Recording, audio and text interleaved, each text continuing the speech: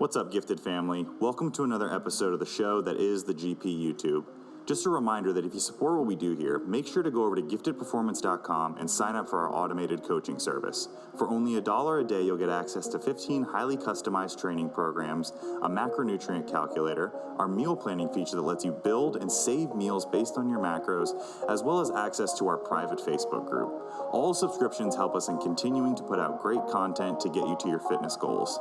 Thanks for stopping by, and without any further delay, let's get into today's video. Enjoy.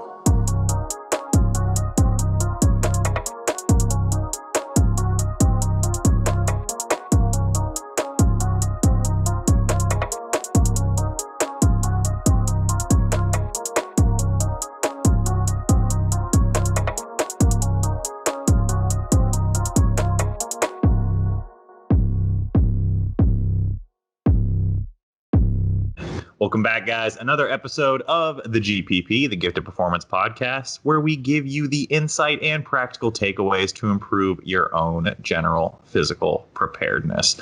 Another Q&A episode coming at you. First and foremost, some housekeeping is that you may notice that Cam looks a little different today. He just got back from Mexico. He's quite tan. Now, Cam has left us. The four horsemen have, and not we brought in a new member. Cam is in Mexico contracting what? COVID, syphilis, and dysentery, the big three, as they call it. So we brought in our very own, the newest member of the Gifted Performance team, Jason Holt. Jay, how are you? I'm doing great. I'm great. It's good to be here. Is it though? Like, I feel like you might not mean that. You don't feel like you have better shit to do, maybe? This is the first time I've ever done a podcast of any sort, so I'm actually really interested in watching myself later and cringing at my own awkwardness. So it's bad. It's bad. Just accept the fact that it's not going to be very good. So let's give you something to actually cringe at. Jason, because he's new to the podcast and, people want to know who he is. Jay, give us a Twitter format, 140 characters or less. I don't even know if those are still the rules of Twitter. Twitter format introduction into who is Jason Holt, the complete meathead, as they call him. Once formerly known, the artist formerly known as the complete meathead. Let's see. Natural bodybuilder, moderately decent. Pro. Yeah, whatever that means. I've got a stack of professional cards. I've earned about $500 being a professional bodybuilder, so I've got that going for me.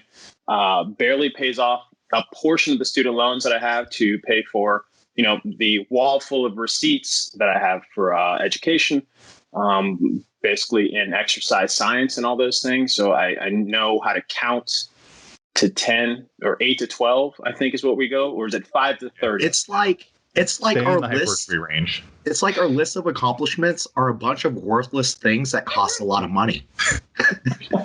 But from the outside looking in, people who don't know any better, they're like, wow, these guys so humble, so accomplished. How do they do it? You have 4 master's degrees in exercise physiology on this podcast right now, and we all hate ourselves for having it. So if that isn't a shining recommendation for higher education, kids, go to college. Remember. Dude, my diploma's still in the envelope. I haven't even opened it. True story. So like a year after I graduated, my diploma came in the mail, and it came in one of those like tube things. And I look in the trash like a couple days later because I had, that exact thing, because I hadn't even opened it yet. And it was in the trash. My beloved Jimmy threw away, or attempted to throw away, what is allegedly my proudest accomplishment. Allegedly. I don't know. There might be an asterisk next to that. All right, gentlemen, shall we answer some questions? Let's do it. All right. The first question comes from Eddie Bobrovsky. I believe he works for Renaissance Periodization, or is affiliated with Renaissance Periodization. Am I wrong? Am I not right? Okay. So I'm being told, I've got my producers in my ear telling me that he does not actually work for RP. But go check him out. He's got his own coaching page. Eddie, he asks how to change your training during a cut, a mini cut, a maintenance, or a bulk. So let's go ahead. Let's just lump the two in the cut, mini cut, so we don't get too caught up in semantics there. Unless you guys want to separate that out. Paul, our training guy who is deep in thought right now, kick us off here. How would you change training during a cut or a mini cut? So during cut or mini cut, what I try to do is almost keep it identical to what I've been doing prior to the cut. And if I feel like I need to, I'll lower training volume a little bit. But most often, I don't really feel like I need to. Like, and until you get to a point where, like, maybe if you're in a contest prep and you're getting super lean, maybe. But the biggest thing I'll do is probably at some point when things get really hard and you're low on energy, if somebody's really suffering, is change exercise selection to stuff that is less demanding. So we might swap back squats out that might take like 30 to 45 minutes to warm up for and do like 3 to 5 sets or whatever for like a Smith machine squat, hack squat, or even better yet, leg press, if they're really beat up, and just stuff like that. Incorporate more machines, things that cut down the amount of time that they are in the gym. They could even, I've even had circumstances. I'm not a big fan of mile reps, but I've used stuff like that as well. And I try to honestly keep training in similar rep range, keep training as heavy as it can be, but there are situations where you might adjust rep range as well.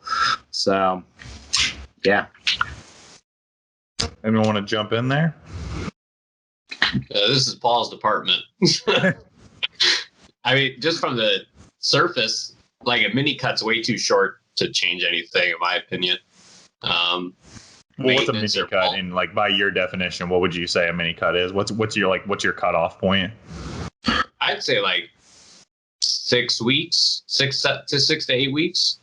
I think is a good mini cut time. I mean, you get really aggressive and do like 4, 5, like big food pull and like just ride it out. Have you guys ever seen an Australian Shepherd? Like the dog? Yeah. Have you guys seen like a mini Australian Shepherd? No. I don't know. I don't believe so, no. Okay. Well, I mean, they exist, so don't come at me. That's the end of the story. So or like a pig versus like a mini pig, like one of those micro pigs. Micro pigs aren't real, dude. Paul, shut up, man. Trying to make a point here. No, so what's the I'm ratio? really interested in where this goes. Like what's like how big an Australian Shepherd is versus a mini Australian Shepherd? What's like the ratio? Like is it like 2 to 1? Like the mini is like half the size? Is it like even smaller? Because I think like the micro pig, like that wouldn't be a good example because they're way smaller. But like a mini doodle, like a mini poodle. Like what's the ratio there? And I think that we can use that because dog breeding is like the pinnacle of science. And we can use that to identify what a mini cut is. So like, what's a cut? Like probably 16 to 20 weeks. If we say it's a 2 to 1 ratio, a mini cut should be what? Like 8 to 10 weeks? Tom, are you following this dog logic? Yeah, I'm following. Okay, perfect. I just wanted to interject that very salient point. I feel like if your diet is 8 weeks or longer, 8 weeks maybe is kind of like gray area, like right on the line. But I think if your diet is 8 weeks or longer, it's just a diet. I wouldn't call it a mini cut at that point. Like I would look at a mini cut as 4 to 6, 4 to 8 maybe. Yeah, I would say 8 is probably that like upper limit. I think I'd say 8 is the cutoff there. Yeah. So yeah. I mean, are we all in agreement there that in terms of training during a cut, maybe exercise selection, maybe repetitions performed per set is what we would change as opposed to changing like the entire training program as a whole? I think I agree. If you're not doing some like I want to hit MRV bullshit like 20, 30 sets a week per fucking body part, like, and you're doing reasonable volumes anyway in that 10 to 15, 10 to 20-ish, like there's probably not a fucking need. And honestly, even if let's say you were doing stellar training before you started your diet or your mini cut or whatever, like let's just say the wrong thing to do is to keep doing what you're doing, how bad are you going to fuck up your physique in like 4, 6, 8 weeks? Not at all. Not really at all. Not at all. How about like, and Jay, I'll throw this one to you. How about the like loading weeks to deloading weeks paradigm? Do you think, because I've heard that argument made before, like, you know, if you're in a maintenance phase, you can survive 4 loading weeks and then you go down to 1 deload week. Maybe it's, you know, 5 to 1, 3 to 1. You hear people throw out these numbers. Is that something that you would change, worry too much about? I don't really like to make a lot of adjustments to training when it comes to any diet, unless it's a contest prep, because usually, you know, you start getting leaner and leaner. You know, fat tends to cushion the joints quite a bit. So I might change intensity or relative intensity, maybe when somebody gets really lean, like really lean. But for most of this stuff, there's really not a need that I can see to make any adjustments to training really at all. And it's because you're smart, right? It's because seriously, why? Okay, I'm starting my diet tomorrow. I'm just going to change everything. No, you change things when there is some sort of feedback that lets you know, like, oh shit, something should change. Things are not going well, right? Like if somebody does 4 weeks of training and it really fucking well, you're like, I'm not going to change anything. I'm probably not even going to like add volume. Like you're just going to do this again. That was awesome. Like, you know? Yeah. I think people get a little bit too caught up in the weeds, the woods. I don't know. Are you caught up in the weed right now? Yeah, not currently. Jesus.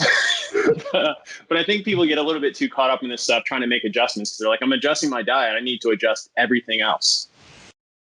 I also think people are really looking for like a rule set of how to make these proactive changes instead of, you know, just sitting back and being reactive as you make your changes. Like Paul said, you're on a cut. You believe that, you know, when you are in a calorie deficit, like it should be 3 weeks up and then 1 week down for a deload. And you just had a client that had the 3 best weeks of training of their entire cut. And you're like, oh, well, shut it down. We got to shut down that progress because the rule is 3 to 1 and you would fuck it up. But like Paul said, why would you stop? Just keep going. Just keep going. Makes more sense. I actually experience a lot of times I'll find myself when I diet, even though my rate of adaptation will slow down, right? So I'll get stronger slower, but the frequency that I feel like I need a deload actually extends at a certain point. And it's probably because I'm way too fat by the time I decide to start cutting. So like there's probably a component of me getting healthy, starting to do more activity and cardio. So increasing my level of fitness, probably sleeping better because I sleep like a fucking bulldog when I have like all this body fat on me. And I witnessed it. Maybe even because of the rate of adaptation, or that's one thing I'll kind of do with my own training going into a diet. I will go ahead and do smaller load jumps because I know at some point it's going to hit me anyway. So like, let's milk this. And maybe that extends my recovery a little bit as well. Yeah, I would agree. All right, Eddie, hopefully we answered your question. The answer for maintenance and bulk is going to be probably around the same thing. Maintenance, you know, we take the same approach to training, more of a reactive approach, and same thing for bulking. Yeah. The one thing I would say while in a caloric surplus, that may be a good time to change training a little if your desire is to specialize in a certain body part. So like that's where you might say, hey, let's try some more volume, or let's try a different frequency split or something like that. How about exercise selection for enhanced individuals on a bulk in terms of dealing with some of the side effects that you may run into when you're enhanced? I'm glad you asked that, dude. I thought I'd never get to talk about that on a podcast. I got you, man. So actually there are points similar to how I said we might pick exercises that deliver a little less systemic stress and are just easier to get through a workout with, like while dieting. With some enhanced guys, I'll do the same thing because the rate of adaptation is going to be a lot faster. So you're lifting heavier poundages, faster, and you're hitting probably like new all-time levels of strength. And in addition to that, you're gaining weight probably more rapidly. And a lot of guys, honestly, when they're enhanced, probably try to gain too much weight too fast, so end up putting on a good bit of body fat. So fitness goes down. And yeah, so you just may find, like, even with something as simple as a dumbbell incline press, that lugging super heavy dumbbells around and getting them up into position becomes a pain in the ass. You get pumps easier when you're enhanced, especially if you put on a little too much body weight. So, like, you may find, like, oh my God, like these incline presses, before I even get them up, this is a pain in the ass because I have forearm pumps. You know, lower back pumps can be an issue. So back squat and deadlifts may not even be a good idea. Already deadlifts, probably not even a great idea for a natural bodybuilder. Better selections. But yeah, man. So a lot of it's just centered around that. Just that extra fatigue and decreased fitness, gaining weight rapidly, gaining strength rapidly, and you know, decreasing those warm-up times and being a little more efficient sometimes as well. And you can hear more about that on Paul's Patreon that he hasn't started yet, that I'm going to start for him as soon as we hang up this call. Go over to Paul's Patreon and you can ask any questions that you'd like for, I don't know, some nominal fee per month, and he will answer all of them, all about your enhanced needs. One more thing I want to add to that, because there's a certain coaching group where I believe, I could be mistaken, but they actually like to use the opposite of a like linear block. So rather rep ranges increase over training blocks. And they sort of sell this to, or try and market it towards naturals. But I actually, just by default, a lot of the times when I train enhanced individuals, it just ends up looking that way. Because let's say you start off a training block with like sets of 8, and then you hit an 11 or 12 rep PR or whatever at the end of that phase. Well, you're not going to be like, all right, let's do 6s now. Like, you may do 8s again. And a lot of times, without really trying, let's say over a 16-week course, we may start with 6 or 8 rep sets, but end up doing 10, 12, maybe even sometimes more, because like I said, those poundages are becoming so high. It's like, if we're doing, how do I say this?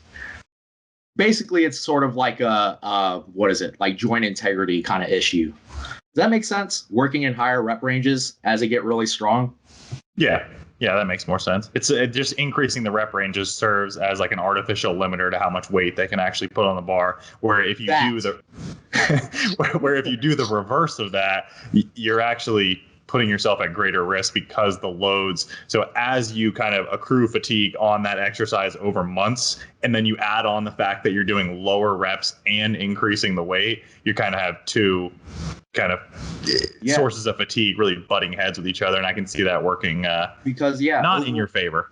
Like over like 4 months, somebody increases their bench press 80 pounds. You know what I mean? You're like, fuck. Yeah. I think from a hypertrophy stimulus standpoint, you'd probably be better off, you know, where you started on bench press for sets of 6. If 4 months later you're working in the 12 to 15 repetition range with that same load, or, you know, plus or minus 5 to 10 pounds of that load, that, in my opinion, is probably a better indicator that the individual has made like hypertrophic progress as opposed to just neural progress. Because if you work in the opposite direction, you could attribute a lot of those strength gains to neural adaptations as opposed to just laying down new contractile tissue.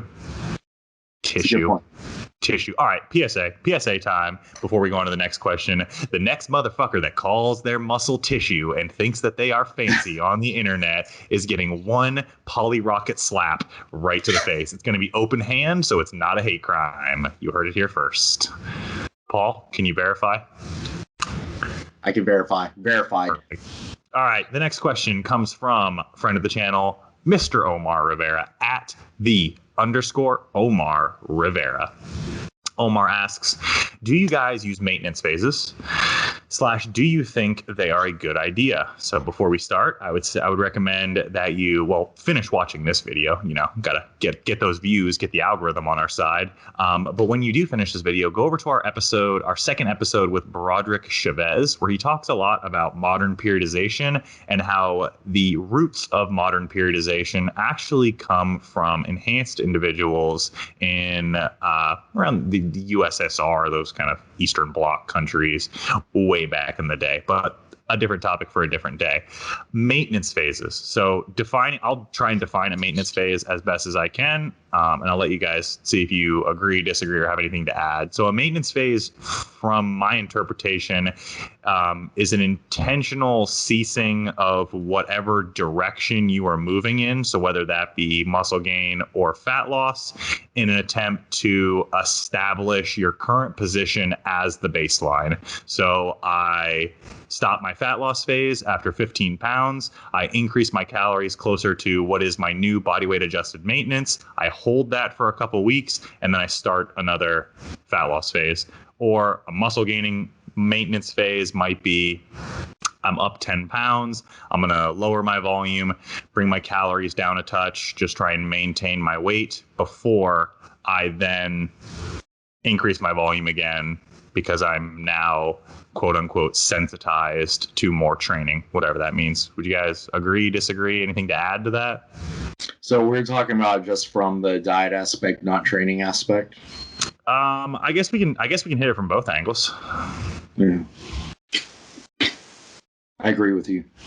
Okay. Yeah, I agree. That makes me feel better about myself. I agree. That's it. End the podcast right there. They all agree with me, and I am the best. Can I interject here for a second? So I know that's sort of there's a lot of, I guess, adding complexity to training when it comes to bodybuilding, and I feel like that's one of those new things is the maintenance phase, especially in the natural community, because we love to add complexity to everything because we're trying to figure out ways to to extend the time until we hit that wall in which this is it. That's as much as we're ever going to grow. You're already growing slow as shit. Why not grow less slower? Yeah, so, I mean, and no offense to my fellow natural bodybuilders. I love all of you guys. We're in the same grind together. But here's the thing. If you add in a maintenance phase towards basically an inevitable point that's coming, it's coming for everybody. I hate to break it to you, but if you kind of interject a time in which you don't make any progress, you're just slowing down the time in which eventually you could be your possible best. And that's just the way, that's my own, I'm jumping off my soapbox here. I'm done with that. Yeah, no, I would agree with that. It's like that. There is that inevitable point, and everyone's trying to get there to that point. But they're like, let's make it take a little bit longer. It's that asshole on the road trip where you're like, let's just get to our destination, and they're like, no, let's stop at the world's largest ball of yarn. Like, no, I don't want to look at a ball of yarn. I want to go to the Grand Canyon. Damn it. Yeah. But can I pose a question to the fellas here? So let's just say that somebody's really, really banged up, because we all kind of know that, I wanted to bring that up. Joint adaptations are quite a bit different than muscular adaptations. So if somebody is so banged up to the point where they're just like, I can't do anything, and, their performance is starting to decline greatly, will we even call that a maintenance phase, or just like, maybe you should stay out of the gym for a little bit and do something else for a while? So, yeah, I wanted to bring that up at a certain point about like maintenance phase training. And I think like that could be an arguable circumstance where you employ a maintenance phase or a low volume phase, and maybe even mostly focused around rehabbing injury or something like that. But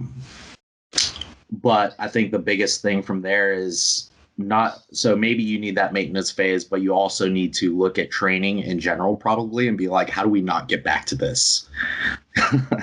Yeah. How do we not need this maintenance phase? That should be the conversation, is like because hypertrophy training at its core shouldn't be injurious. And if it is, it's likely that you're doing something wrong, right? Like, what are the biggest causes of injury from just standard resistance training with hypertrophy as the pursuit? It's overuse. It's like, okay, so you're doing too much. So yeah, maybe you take that maintenance phase, but more importantly, you reassess why you got in this shitty situation to begin with. Yeah. I think, or did you want to say anything, Dom? I don't want to hog it. No, I was just gonna say, like, you could probably employ like those active rest phases where like you train like low volume, like 5 RIR for a while. So like the person like is doing enough to keep their tissue, but like they're not going to see progression or anything like that. He said it. Oh, Paul, tissue. Get him, Paul. Yeah. So I think like training wise, I want to get into diet stuff at some point too, but training wise, I will use maintenance phases actually with some people. One circumstance would be enhanced individuals when they're cruising. And that was something that Tom and I talked about, how maintenance doses or maintenance training is for maintenance doses where you already know you're probably not in a circumstance to grow much. Why kill yourself with volume, and why kill yourself rather make sure your body's healthy and you're psychologically ready to, by the time you get into the point where you are ready to make gains and you're doing your enhanced thing or whatever. But also post show, sometimes like when people they just come out of a show and they've been giving it their all, or maybe I have just been destroying somebody with volume for we've been trying to bring up a body part, or like we're getting into a point where we know we're about to give it their all, whether they want it or not. I'm like, let me just throw less volume at you, like give you a little less time in the gym so that, 3 months from now, you're like, dude, I feel like the gym has been my life, like an hour and a half, 2 hours a day or whatever, like lose the urge to train because I've been doing that for 9 months, 2 years straight. I was going to say post show, it's probably really beneficial. Like, just because like people are just taxed after a show, all that time spent in the gym. Also, something to throw in there, even though you're intentionally targeting lower volumes that we would call like maintenance volume, it may not actually be maintenance volume at that point anyway, because they could be growing from it. So yeah, a lot of times when I say maintenance phase, I just mean lower volume. It may not actually be, it's not like we're not trying to progress at all. We're just trying to give some other things a break. I'm glad you said that. That was something that I was going to add, was like these quote unquote maintenance phases can be turned into a phase where you're still making progress by just shifting the focus of training away from where you were before, whether that's by using a different repetition amount, different volume amounts, different exercise selection. If I take someone who's really beat up and I switch all of their exercises out, I can decrease the amount of sets and reps, the total volume that they're doing, and they can still get a stimulus to grow just because of all the new exercises, the novelty that you've then kind of injected into the system there. Yeah. At least that's what I think would happen. I want to throw something else in here too, is that I think it's a good idea sometimes to play with lower volumes too. And, the sort of, I'll just say like RP method of doing different volume amounts over time. Even though maybe it doesn't fit their reason why, I still think sometimes it's a good idea. And as you evolve as a lifter too, and, because you may find that maybe you get better at picking movements that work a little better for you, or place better stress on like target muscles, or you get better at form and technique. And maybe over time you find out, by playing with different volumes and doing these low volume phases, like, oh shit, I don't need as much volume as I thought I needed to grow. Yeah. And you might find that additional volume was just extra time spent in the gym, extra fatigue that you actually didn't even need. So the example, and I'll use a person who lives with me that I'm engaged to that will remain unnamed. So we don't know who that is. Could be anyone. Could be Reptar. It could be Reptar. Might be Reptar. Hey, good boy. He's sleeping. So during a certain time of the month that none of us experience, there's a certain amount of accepted pain at that part of the month. And the norm for her was to take upwards of 4 to 5 Advil in one dose. And I said, hey, like maybe 2 is enough. Maybe 1 or 2 is enough. And 4 or 5 might be overkill. And she came back to me and she said, you know what? The 2, it did the trick. So like the same thing can be said about your volume. Like you're like, oh, well, I need 5 sets of squats to grow. It's like, well, have you tried 2? Well, no. Why the fuck would I ever try 2? That's way too little. Well, how do you know it's too little if you've never tried it? So yeah, like Paul said, maybe there's a time of the year where your hypertrophy goals aren't on the front burner and you want to kind of take it easy a little bit and you try out, 2 sets of these movements instead of 5. And you're like, oh, wow, I actually feel pretty good. I'm progressing nicely. I'm actually gaining pretty well here. Exactly. I like it, Paul. I love it, Paul. How about from the nutrition side of things, nutritional maintenance phases? So I don't mind talking on this one real quick. I used to think it was really, really kind of dumb to be like, all right, like we finished bulking, we should like do a maintenance phase and make sure we've held this tissue for a while before we diet. But is there any research there? Like genuine question here, because I haven't. So like tissue permanence. There's one study. Guys, I said it. Huh? I did it. I said it. Oh man, now I got to get slapped too. This study doesn't really their diet's not a part of it, so we don't know that if these individuals went on a diet, if they wouldn't have made the same progress. And it's literally one study, but there's one study to suggest that there may be a delayed hypertrophy response after a hard training period. So I can't remember the time frame. It was like 10 or 20 days where they saw their largest increase in CSA, I believe, once they stopped their training.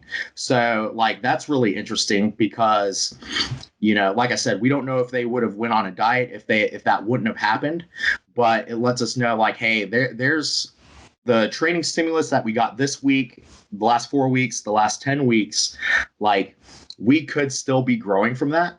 So why not try and keep food in like an optimal place so that it just in case, we sort of milk that, right? Yeah. Before going straight into a diet. Yeah, that's a good point. I didn't think of it that way. Jay, anything to add? No, I think that's all good stuff. I think from the fat loss side of things, if we switch it over from muscle gain to fat loss, I think there's probably a good amount of solid, kind of like thought that could go into, maintaining after a fat loss phase. So someone who has, 200 pounds to lose, like the research would support that 200 pounds in one effort is probably not the best way to keep it off. The best way to keep it off maybe to incrementally. And that's not only from the physiological side of things, reversing some of the hormonal adaptations, the metabolic adaptations that go on during a fat loss phase, but also from like a habit setting phase. Like, and curse him, but Lane Norton always says, like, America doesn't have like a fat loss problem. We're great at weight loss, really good at it. We have a weight maintenance problem. So like putting those maintenance phases in there and teaching someone, all right, you just lost this weight. We're not going to go back to those old habits and gain a bunch of weight back. We're just going to learn for the next 2 months how to maintain this new body weight. So what are the habits on a day-to-day basis that go into you were 300 pounds? How do we maintain 250? All right, when 250 is our new baseline, I can maintain that without much effort. Let's go ahead and let's set our sights on 200. When you get to 200, you then kind of reestablish. So the benchmark that I use is 10% of body weight. So I like people to lose like 10 to 15% of their body weight, maintain, show me that you can maintain for, at least 50% of the duration of the fat loss phase, and then we'll kind of go back into that next fat loss phase.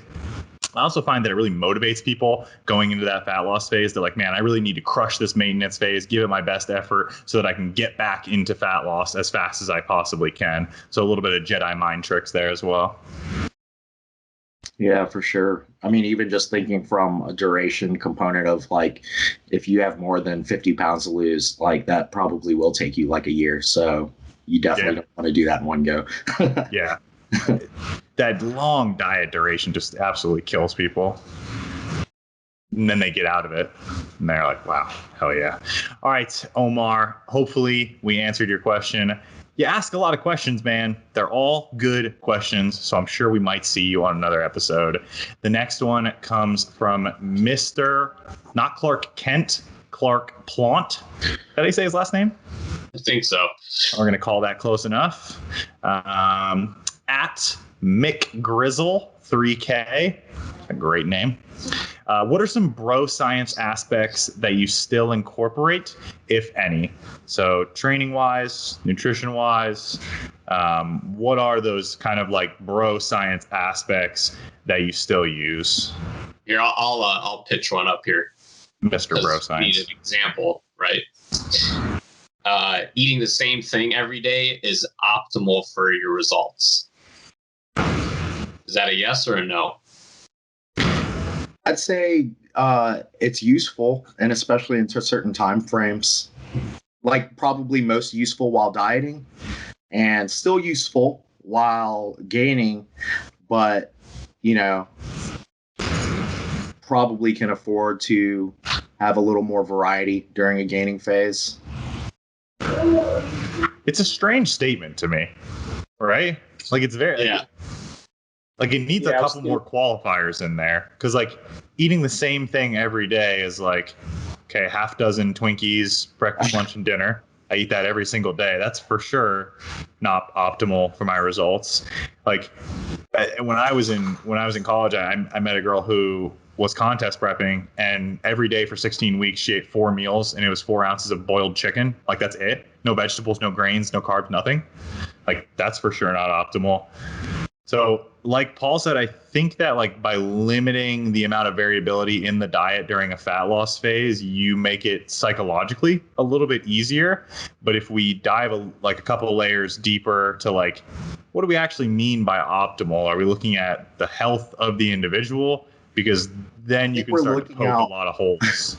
I think we're looking out for the coach and being able to like make changes and have that consistency. So like the way I would think of it as is the points that is probably on the higher end of spectrum of optimal when we have the least margin for error, right? Contest prep, like smallest margin of error. Closer to that show, margin gets smaller. Regular diet, still small, but not as small as that.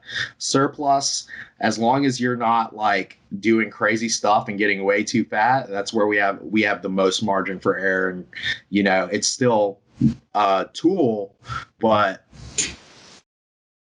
in some ways it may actually be less optimal too. So do you think it's crucial to maximizing your potential? I don't think it's crucial, but I do think it has certain benefits. Like when you know exactly what you're eating every day, like, and another benefit is even if you're tracking your macros wrong, like at least it's consistent, Yeah. So I think that it makes it easier for an individual or a coach to make changes based off of their results, for sure.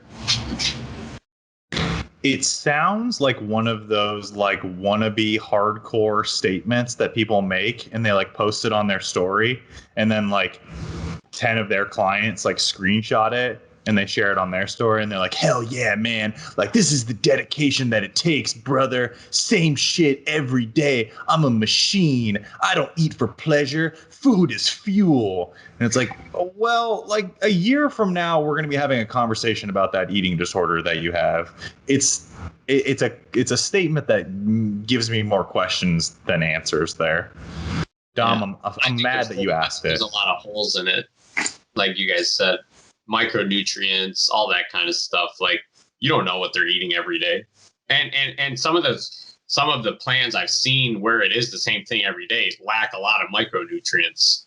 Like you said, boiled chicken a bunch of times, but like they're giving them like 3 ounces of spinach with like 4 ounces of chicken and like a little bit of rice. Like, you're missing a lot of micronutrients there.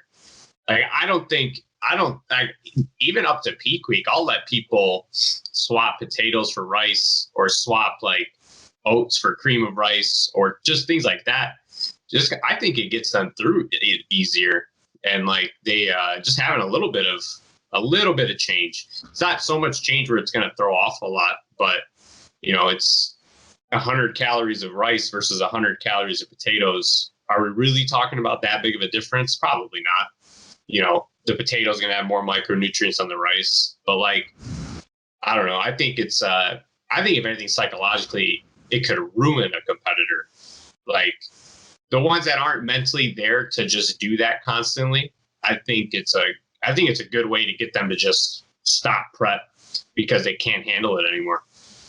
That's my opinion on it. I think a lot of the issue comes less during that prep, but if they try to keep that up after prep, and then they go into their next competition the next year and try and keep it up. Next thing you know, it's been 2 or 3 years, and now they're just completely unable to stick to a diet. Yeah. Or develop some sort of binge eating disorder when they do have their treat. Jay, do you have anything to add? I have a borderline tangentially related rant. Oh, I have a rant after you guys.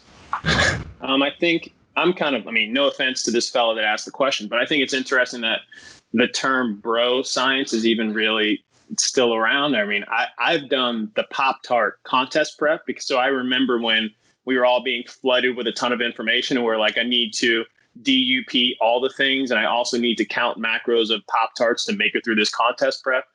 So I remember those days. And I think luckily the industry has kind of sort of morphed into this idea of, eating nutrient dense foods is probably the thing to do regardless of where you are in your contest or diet or just contest diet or just in general.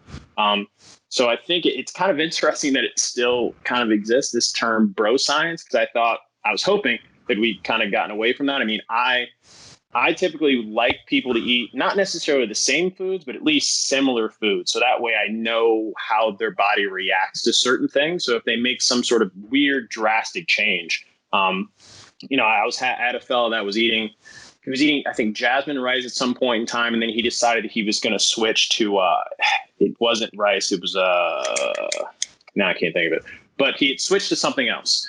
And, it caused him to sort of have a weird filmy look. And so we had to kind of, as soon as we took that out, he went right back to the way he was looking before. So sometimes it could make a difference. But for most people, it's somewhere in the middle, as much as I hate to say that, because that's what we always say, but it's probably somewhere in the middle. Like, move your foods around a little bit, but then also have quite a bit of structure so that you know the things that work. So can you ask the question again? There was a piece in there that was about your potential. You have to eat the same thing every day, or you're hurting your maximum potential. Okay. So like your maximum potential like probably starts to develop when you're like very early on, right? Like when you're like, first getting into physical activities. So like 7, 8, 9 years old. So let's run a thought experiment where 7, 8, 9-year-olds, we tell them like, hey guys, it's time to start eating the same thing every day. Or when you're 31 years old and you're getting interviewed on a podcast, you're not going to be at your potential. Like my food choices from when I was 9, I was more on the Paul side, the Hot Pockets, big ham and cheddar Hot Pocket guy. Now I'm just like a weird psychopath that eats muscle egg for every meal. Like, and I'm still, you can look at me. I am the epitome of ultimate potential right here. I have reached it. I have ascended beyond almost everyone that I know. Actually, let's take that. I'll say everyone that I know. I am the ultimate potential, and my food choices have changed. So myth has been debunked. Paul, you had a rant, and then we're gonna actually answer the question. So just about bro science stuff in general, like the thing is, like usually, or not in every case, but a lot of times when it comes to bro science, it's stuff that works. Just people don't know why it fucking works, so they make up stupid fucking reasons as to why it works. And like, they also will oversimplify it to the point where it becomes like, in some ways, more complex. And like, they make it seem like, okay, we can't deviate from this at all, or else, like, from any of these like unnecessarily tiny, very specific details of whatever it is. But then, like, if you do understand the science or the mechanisms and the reason why, you realize how, like, it's very simple in a different way. And you may actually, all these tiny details and stuff, you actually have a much larger margin for it, you know? Does that make sense? In terms of like, oh, you got to eat this way to lose fat. This is the best way to lose fat. And it's a very specific diet. And it's like, yeah, that works. But really, the reason why was the total caloric energy balance or whatever. And so, you know, oh, we can actually deviate from this diet in large amounts in very different ways and eat a lot of very different foods. But like that underlying mechanism that was true under it all, like, still stays intact. I think it's a conversation, again, of understanding principles and then being able to dissect methods. And I think that's why I'm going to title my first book, The Principles Will Set You Free. Because it's like this endless, painful, this is going to be funny to say, this painful mental masturbation. Just think about that. Let that thought marinate in your head a little bit. This painful mental masturbation that people do, where they obsess over the details endlessly, can be set free by just understanding the principles. Like you said, it's like you can end the what diet is best debate as soon as you understand calorie balance or energy balance. It's like as soon as you understand that basic physics principle, the methods all make sense. It's like those very simple, like, meme infographics that people post where it's like, keto, does it work? Yes. Why? Energy deficit. And they just go down the list of diets and they just do that over and over. It's like a meme format of like, just understand the principle and then the method makes perfect sense to you. All right, well, let's get into some bro science that we still incorporate. Things that might be termed bro science that we still incorporate. Dom? I don't know. Actually, no, I want to start. I want to start because Dom's going to pick one that I only have like a couple, and I need to say mine first before they get stolen, or it's going to come back around to me, and I'm going to be like, vegetables are good, or I'm going to have to say some stupid shit. All right. So bro science thing that I still use with my bodybuilders. If you want to do fasted cardio, go for it. Yes. I fucking knew it. He was going to say it. Fuck you, Dom. Fasted cardio. Does it offer any benefit? No. But what benefit in terms of additional fat loss? No. Over the long term. But what it does is it fits a lot of people's schedule. So these low intensity cardio sessions that can kind of be knocked out first thing in the morning, whether that's, before work, whatever it may be, really good. They fit people's schedule. Dom, eat my butt. I'm done. Next, done. Paul. That's the only one he had. Well, I am bro science. Like, if bro science was a meme, it would just be a picture of me. So everything I do can be considered bro science. That can be a t-shirt. We're going to make that into a shirt. That like galaxy, we're going to put that like galaxy picture of your face on a tie-dye shirt. And it's just going to say like bro science and like crazy like tubular font, like, yeah, bro science. And it's just Paul. I don't have a serious. I don't know, man. I haven't thought about bro science. I mean, I will. What are some bro science things? Yeah, like trained to failure. Have you ever clients trained to failure? Yeah, I do. Boom. Sometimes. And what? Okay, I'll put people on meal plans sometimes. Yeah. Bad coach. # bad coach. Jay? I put everybody on meal plans. # bad coach. So like, why do you choose, Dom? Why do you choose like a meal plan? Like, why is that an option that you use? I heard that was the worst thing ever, and that you're just giving people eating disorders by like the hundreds of thousands. Well, I don't. I wouldn't say meal.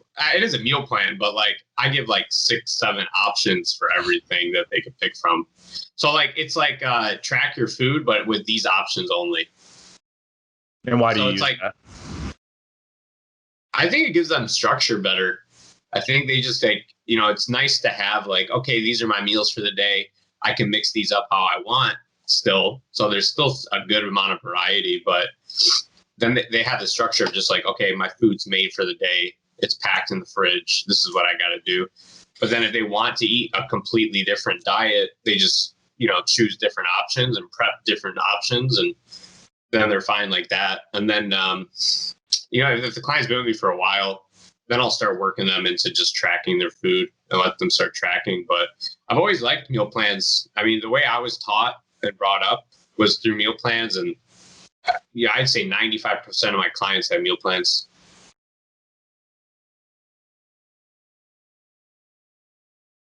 Like you said, they serve as a pretty good like educational tool as well for like the people who genuinely have no idea what like healthy food choices are. Oh, whoa. Hey, whoa. Whose internet was that went out? Was that Dom? Dom froze, but Jay was still moving. I was saying something about education. I don't know. I'd rather hear what Jay has to say. Jay, bro science, let's hear about it. Let's see. I still eat chicken and rice because I'm genetically predisposed to liking chicken. So that's my God, cut that out. So it's 2021. Jesus. That's where I stand on that. That's my meals too, man. There it is. Oh, that's a fucking lie. So true story. Paul sent me a picture the other day. He was eating white rice with like hot Cheetos mixed in. I'm not even kidding. It's delicious. Yeah, it was. Oh, good God. Sick human being. All right, Jay, aside from chicken and rice, what other kind of bro science permeates your current lifestyle or the lifestyle of your clients? I don't even know if I'd really consider it bro science. Like Dom said, like I will occasionally give someone, not even really occasionally, but I will give them sort of meal suggestions, #scope of practice. So I will, I will give people, here are the things that I would suggest if I were in your situation. I will do that, sort of give them, because if most people, especially in your lifestyle clientele, they don't really know what a meal's supposed to look like. So I will give them, here's an idea of what a meal looks like. So try this out. And then I'll give them sort of a number of options. And I think that tends to help them make the better decision. I don't even know if I'd really consider that bro science. I mean, it's just giving someone an appropriate path in which to follow, really, at the end of the day. Yeah. But I think if you're in the business of health promotion, it's like you can give someone macros and they might fill those macros with, supreme pizza and whey protein shakes. But you're the good coach compared to the bad coach that was like, hey, let's eat some lean proteins. Let's eat some fruits and some veggies. Here are some options. And I'm going to organize it all into a meal plan. And jaws just absolutely drop. What? Because, one giving disorders. I don't know about you guys, but when I make a meal plan, I'm like, okay, let's be responsible about this. And I look at the meal plan and I'm like, this is better than I eat. Like, for sure. I'm like, I made sure you had a fruit and a veggie at every single meal. Like, yeah, I like that. All right, Clark, there's your bro science answers. Turns out the four of us are #bad coaches. All right, we are going to end on a question that does my favorite thing, makes Paul mad. Paul, at @the_real fitnezer,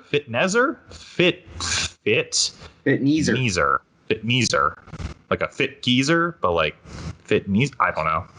You got a crazy Instagram name, but I like it. He asks, or she, I don't know who I didn't check into this person, so could be anything. What's one underrated supplement?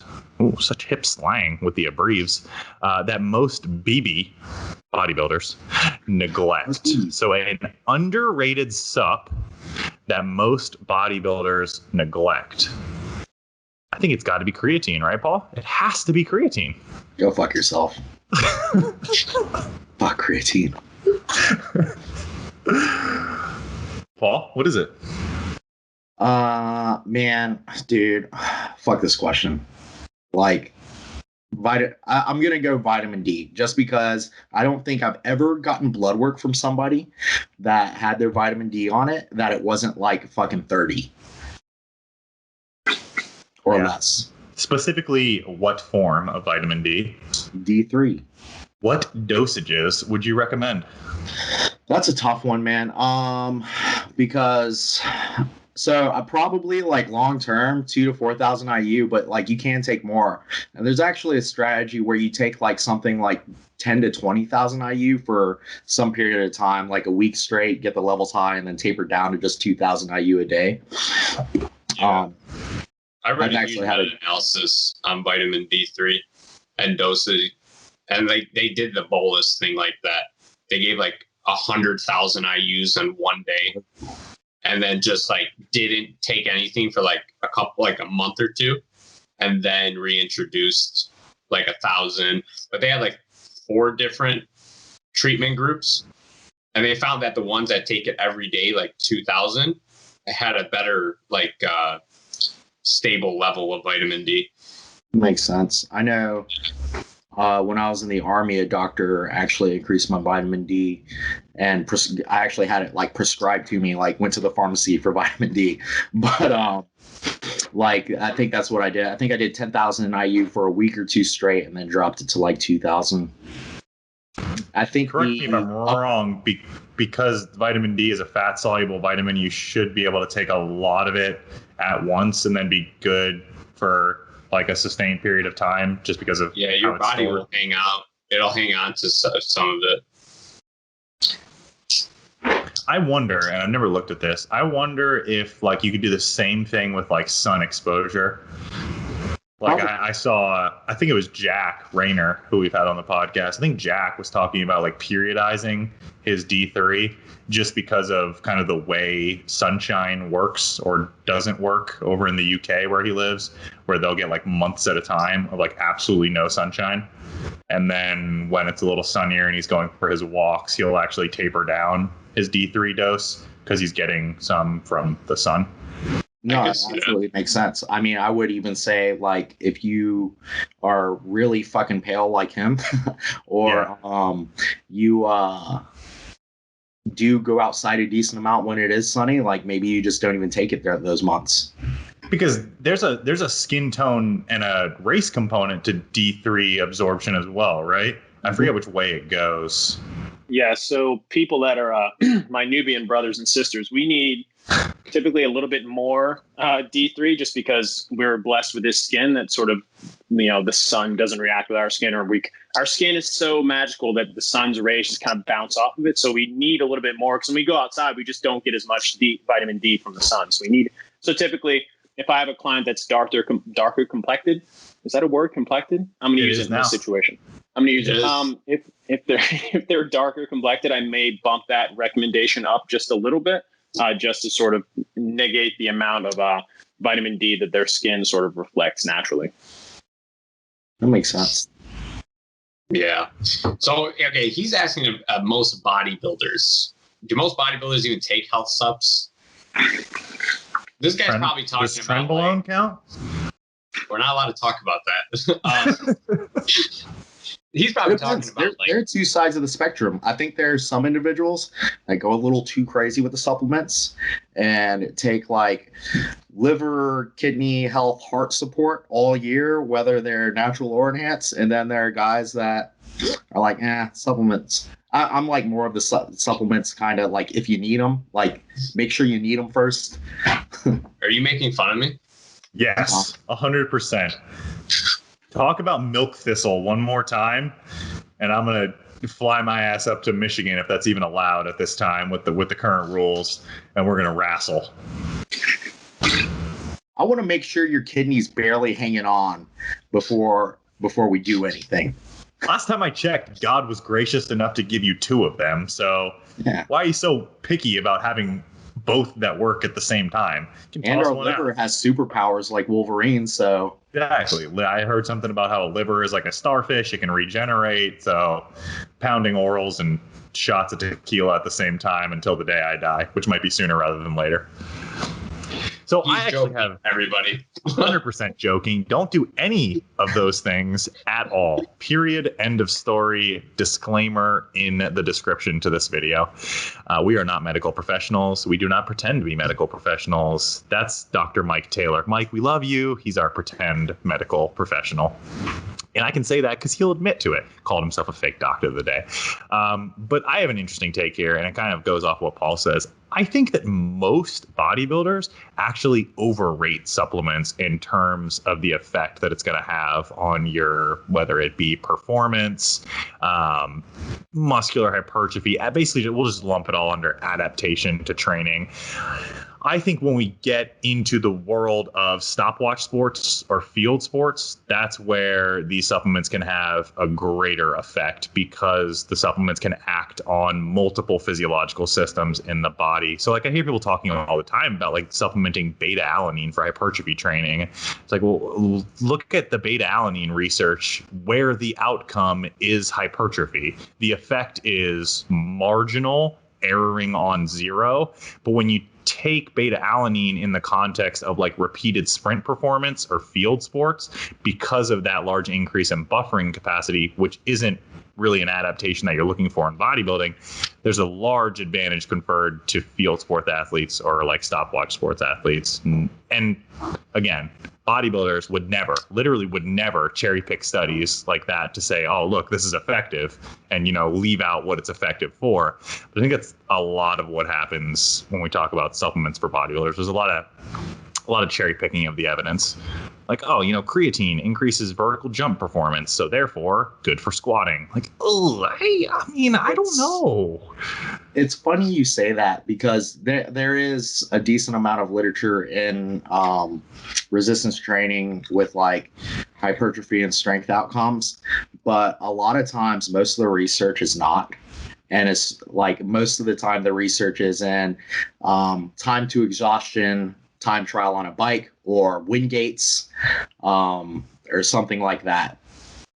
And they bill it as like, oh, well, it's similar energy systems are being affected by the supplement. And they're correct that similar energy systems are being affected, but the outcomes are far, far different. Like the outcome of, improving anaerobic power via supplementation with beta alanine, carnitine, whatever it may be, is very different than looking at muscular hypertrophy as an outcome of improving anaerobic capacity by, getting 2 or 3 additional reps per workout over the course of 6 months. Like there are very few studies that say, if I get 1 to 3 additional repetitions on bench press over the course of a 16-week intervention, my chest will grow X amount over the control group. Like, I don't know of any study that looks at anything like that. What is that even? Like 2 or 3 reps a week over 16 weeks? Like you're doing 32 to 48 extra repetitions. An extra workout. It's so Seriously. an extra workout. Like, it really is. And then like also, you could even think of it from the standpoint of what if those additional reps increase my need for my time to recovery? So then what if I, instead of, it either makes my next workout less effective, or if I could figure out exactly how much time I needed of recovery, what if it extended by an extra day? So it actually ends up being less training sessions over that time period or something. I don't know. Just a way to think. And what if the, 20 minutes per day, once every 3 weeks that you spend stressing about the fact that you forgot to take your creatine today, what if that additional stress impacts your recovery to the point where, it ends up being a wash? And you laugh, but there are people out there that are like, yo, like I forgot my pre-workout today, or it wasn't like hanging over the scoop by the usual amount. And that's why I misgrooved my top set. And that's why I should just go home and cry and, beat my dog, whatever these crazy people do. I've been there with like protein shake mixed in bag, drinking it right after, or like almost having a panic attack because I'm like, I eat every 2 hours and I can't eat until 3 or 4 hours. Like that's the research that we need to do. The stress from making bodybuilders miss meals, assess that versus a control group in terms of recovery and performance. That's a hilarious study to think about. We got to call up Kevin Hall. We got to use the lab at the NIH to make this happen. Kevin, I've got an idea. Please don't call this number. How did you get my number? How did you get my email? Kevin, I have my ways. All right, what do you guys think? One more question, or should we wrap it up there? I think maybe we got time for one more, you think? No. All right, Paul doesn't, so we're going. All right, so the next question is an exercise selection question, and I like it. I think there's a good amount of nuance here. It comes from @PapaBear_1991. Yo, birth year brothers. Papa Bear, same page. Getting old, feeling real old, aren't we? Oof, almost 30. 30 next year. Papa Bear. We're going to be Papa Bears soon. All right, the question is, it's actually not a question. It's just a sentence, but I'm going to put a question mark at the end of it. Exercises for traps besides shrugs? So what kind of exercises would you use except for shrugs? So shrugs are really good for targeting those upper fibers of the traps. But what if I'm trying to hit that hashtag back thickness? Paul, want to start us off? No, hit it. You hit it perfectly. That the traps are more complex than just these things. So yeah, I mean, rowing variations. What are they called? What are those called? Where you lift almost like a Y. What the hell are you talking about? Front raises? Y raises? Pullovers? Forget what it's called. No, yeah, I mean, A pullover. maybe Y raises. No. You're lifting. Maybe Y raises because those fibers in the lower traps pull. Oh yeah. Okay, I know what you're saying. Yeah. Oh, okay. So, you could do shrugging variations where your torso's in a different position or whatever. But yeah, man, I don't know. He's probably asking about like the actual trap, I would guess. And I don't think there's anything like better for that than shrugs. I mean, the cool thing though that I will say is there was a point where like years ago, like I've been lifting like 12, 13 years. My first few years of training, I did shrugs religiously and got like pretty big traps, and I haven't had to touch them, like intentionally touch them directly ever since, because I believe that that's just because you use them in so many other circumstances that they maintain muscle really well. So when you're carrying things, deadlifting, RDLing, when you're doing your rowing, all that stuff.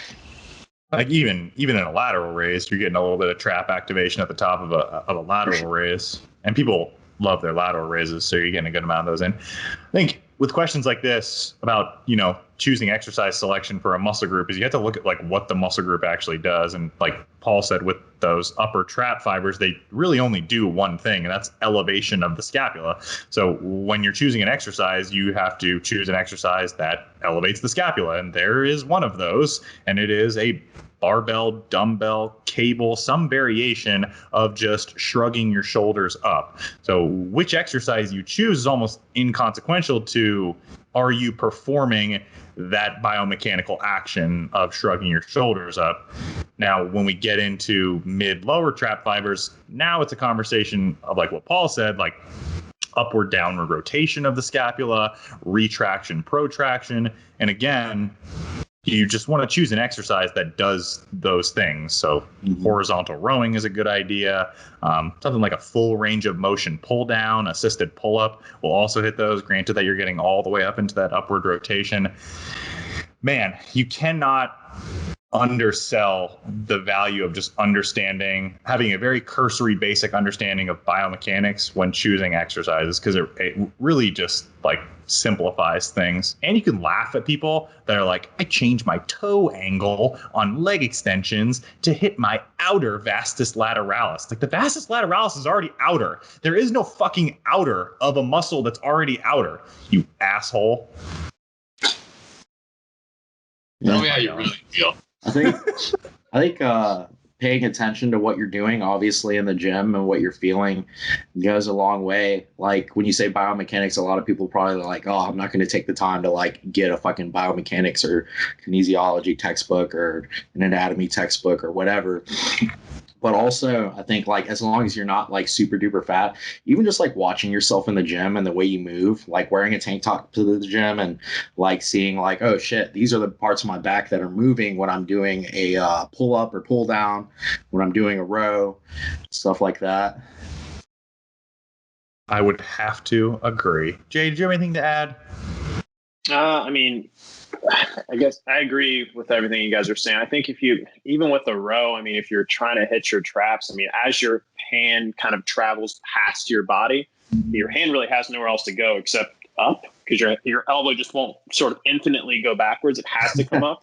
So, I mean, that could hit your traps. But yeah, I think simplicity is often the best way to go about some of these things. Just stick with the simple stuff. Oh, yeah, huge. Thanks, Jason.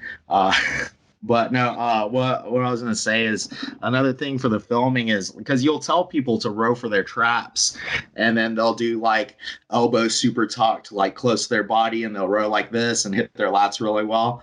And that's another reason why I try and get a lot of my clients to film stuff, so that they can like do that and see like, hey, that's not what I'm asking for. And then I'll tell them to do something different where they're hitting them a little better and stuff like that. Sorry, it was just a random thought. I tell people try to squeeze a pencil between your shoulder blades for like upper back rowing, trap rowing. Like, if I'm here, like you give me these. Like, my cue for myself is like, when I'm back here, try to squeeze a pencil like between my blades as hard as I can. I think at the end of the day, the eternal question is trapping a hobby? All right, that's our cue. End this. All right, folks. Like Dom said, that's where we're going to wrap it up today. Thanks for coming by. Another Q&A episode of the Gifted Performance Podcast. As always, I'm going to need you to do those YouTube things. Like, comment, subscribe.